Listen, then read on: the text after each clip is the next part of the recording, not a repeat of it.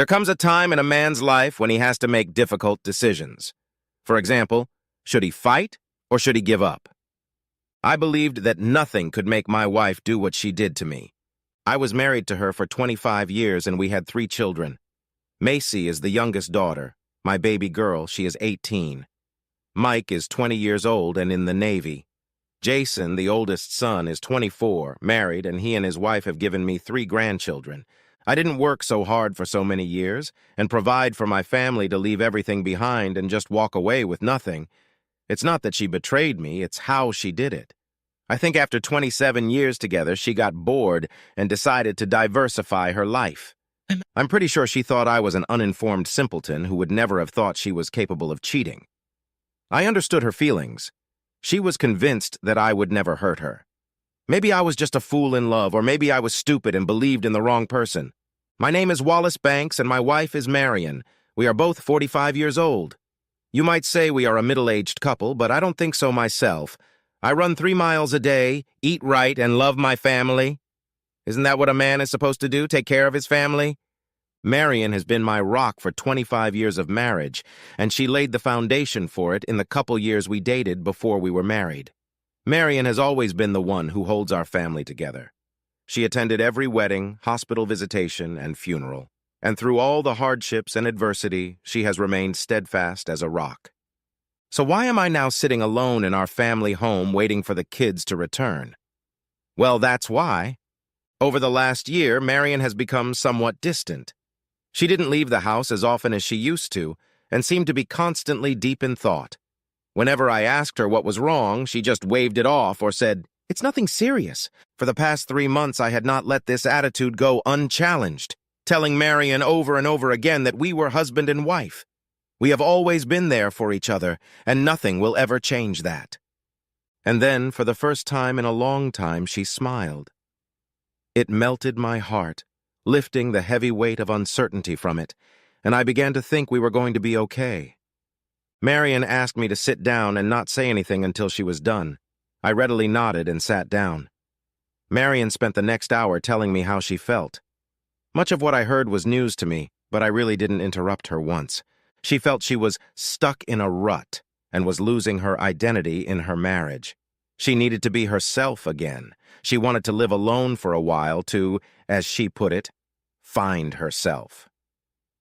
Marion shared that she had felt out of sorts for the past few years. Now that our youngest daughter, Macy, was leaving for college, it was time for her to live her life. Finally, Marion said she had already found a suitable apartment and would move out of the house the day after Macy left for school. I don't remember the moment Marion finished her long, verbose speech and left the room. It was like I had a memory lapse and was in some kind of dazed stupor.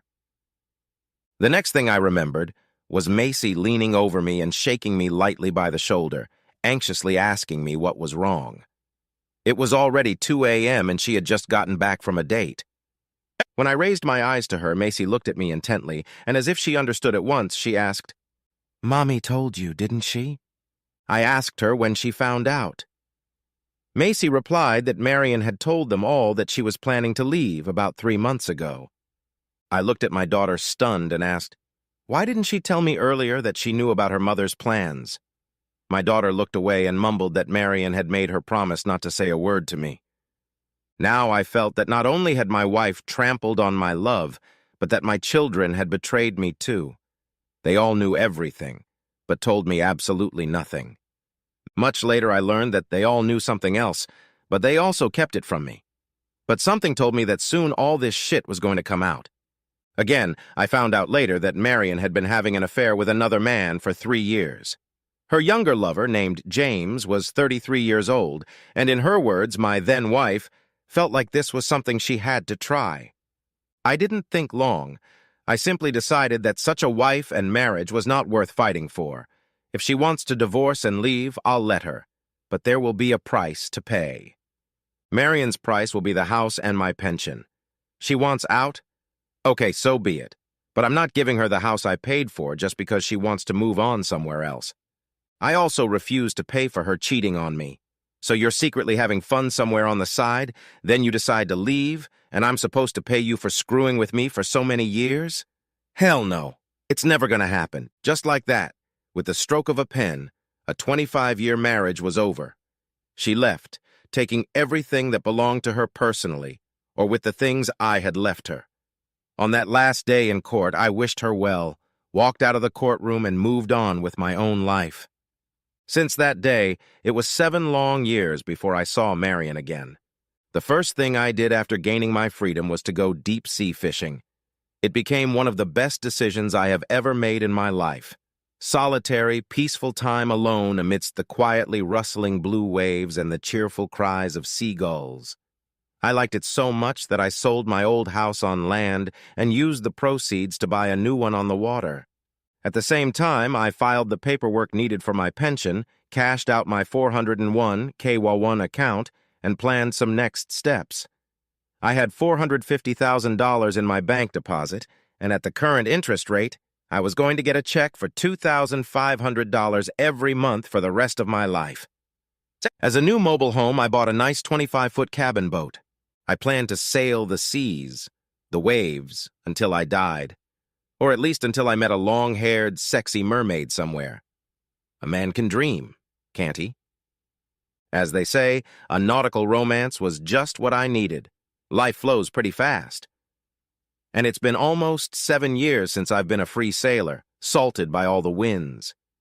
I was vacationing, having just completed another 3-month cruise, when all of a sudden I got a call from Macy. She started asking how I was doing and where I had been. I asked her back what exactly was going on and why she needed me, as her words sounded like she was fishing for information. Macy then stunned me with the statement that Marion needed my help. In response, I asked my daughter why on earth would her long-disappeared from the radar mother so suddenly need me and my help. Ding-dong number 2. Macy asked if I knew her mom had given birth to a little girl. I replied that I didn't. Then, when Macy wanted to know if I would sit down and talk to her mom, I again cut off. No. Then my daughter boiled up with angry indignation in her voice. How can I be so heartless?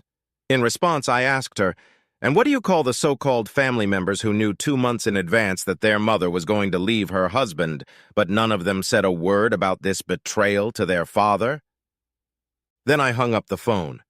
For the next 10 minutes, the phone rang non-stop. Finally, I got tired of it and turned it off.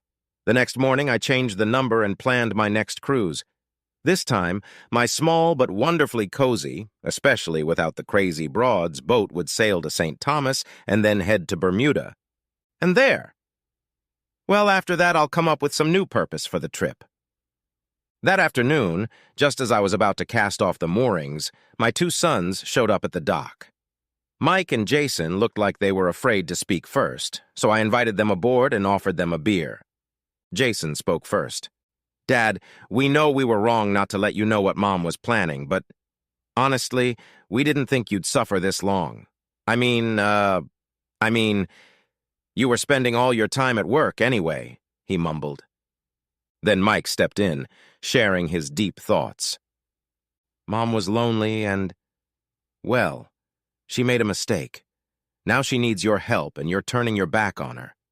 I just sat there staring at them without saying a word. Jason chuckled, glanced at his brother, and asked, So, are you going to say anything? I wanted to make sure they understood my point before I set sail. Guys, I don't understand you. Your mom cheated on me, then left me. We've been divorced for years, and now she's had a baby with another man. Am I missing anything? They didn't nod too eagerly. So what does all this have to do with me? If you remember, I'm the guy you first helped keep in the dark and then took by surprise. All 3 of you knew what your mother was planning, and you didn't say anything. Now she's in trouble, but I'm the bad guy. In fact, I'm surprised you tracked me down since I haven't heard from or seen any of you in 7 years. I did see a picture of the 3 of you in the paper once with your mom and her new husband. I think you guys were having a banquet to celebrate the opening of the new building at the hospital. From the picture, you were all shining like brand new dollars, and they called you... Wait a minute. Oh yeah, I remember. Happiest family in town. So I ask you again, why are you here now? They both sat there, looking at each other sourly, not knowing what to say. Jason made up his mind, cleared his throat again and said, "Dad, you see, Karen needs a kidney, and Mom wants you to get tested and take a compatibility test." I asked, "I don't get it.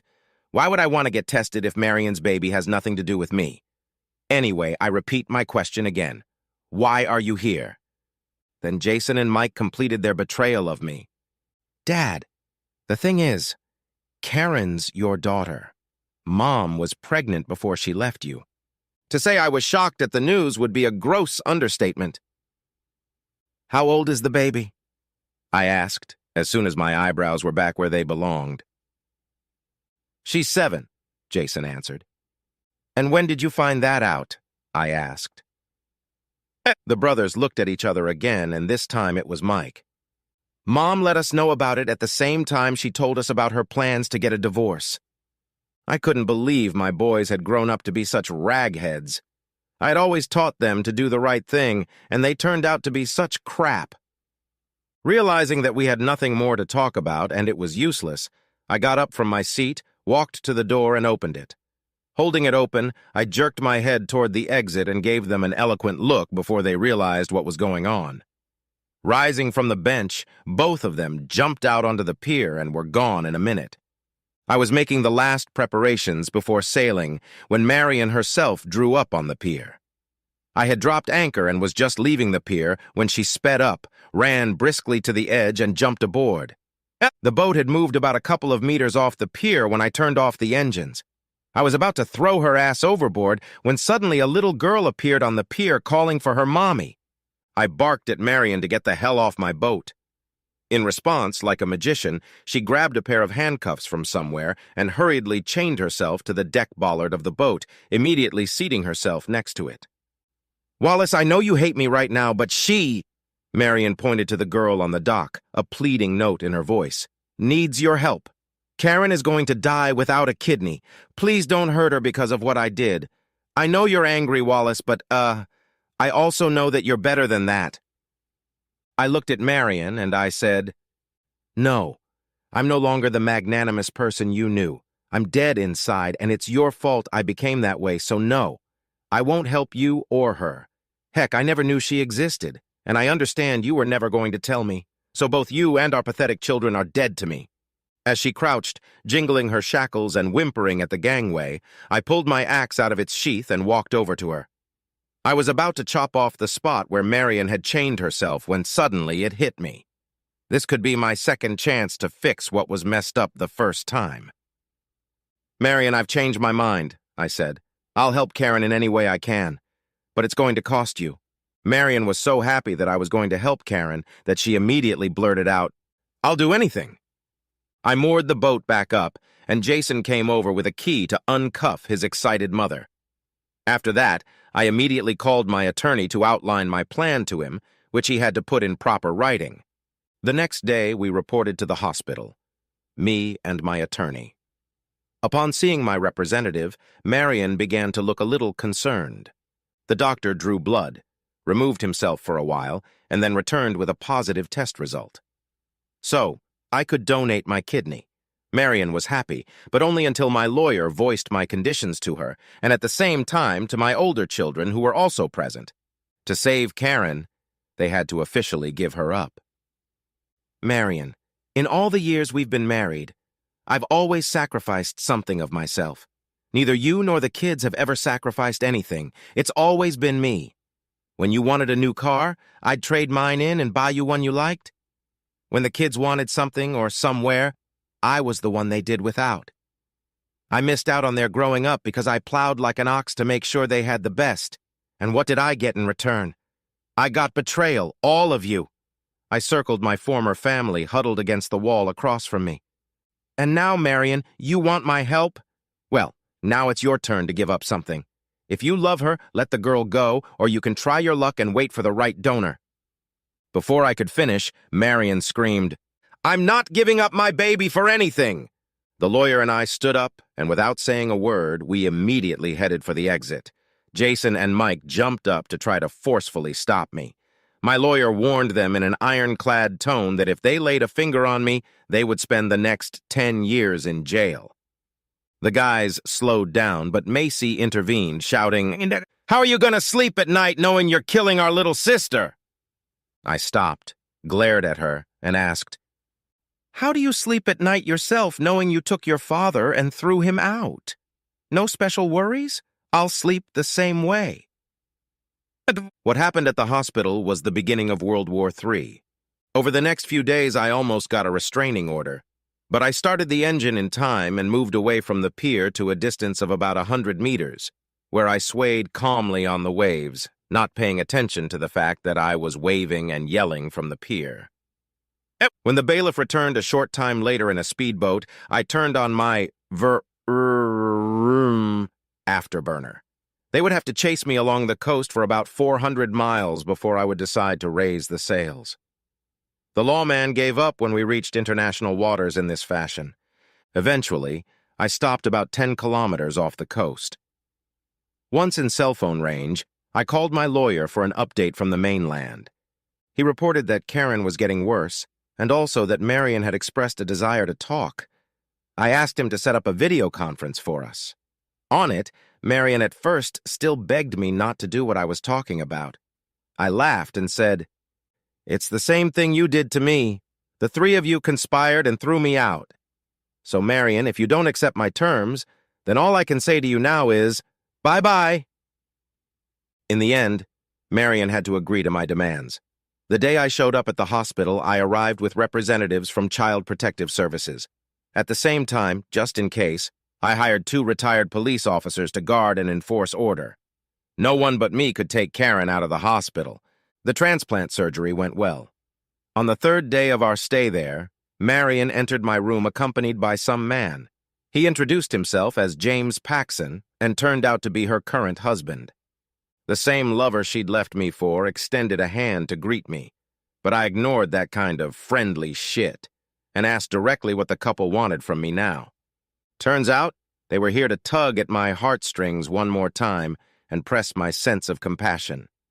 The only problem was that I had neither. Marion and the kids were successful in cutting them off. Then, her hubby changed tactics and offered me money. It was getting pretty damn funny. They somehow thought they could buy me off. Of course, that was a bummer, too. On December 4th, 2007, Karen and I were released from the hospital. Child Protective Services charged Marion with interference with custody proceedings. Her court hearing was due in 3 weeks. During our discharge, my security guards accompanied us, keeping their hands on their holstered pistols in case anything unexpected happened.